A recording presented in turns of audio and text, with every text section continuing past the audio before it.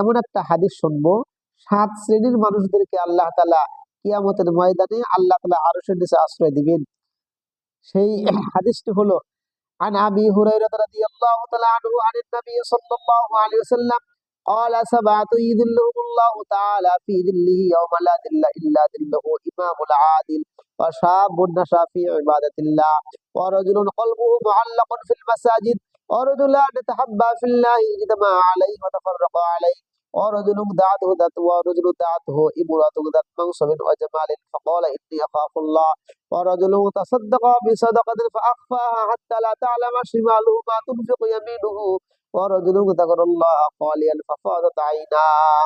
এই 7 শ্রেণীর মানুষ হযরত আবু হুরায়রা রাদিয়াল্লাহু তাআলা আনহু নবী করিম সাল্লাল্লাহু আলাইহি ওয়াসাল্লাম থেকে বর্ণনা করেন, তিনি বলেছেন 7 শ্রেণীর ব্যক্তিকে আল্লাহ তাআলা কিয়ামতের দিন তার আরশের ছায়ায় আশ্রয় দিবেন। সুবহানাল্লাহ। 1 নাম্বার হলো ইমামুল আদিল, ন্যায়পরায়ণ শাসক। যেই শাসক তার শাসন কার্যের সময় কোনো প্রকার পক্ষপাতিত্ব করে না, ন্যায় বিচার করে, এরকম ন্যায় বিচারক শাসককে আল্লাহ তাআলা আরশের ছায়ার নিচে আশ্রয় দিবেন। 1 নাম্বার।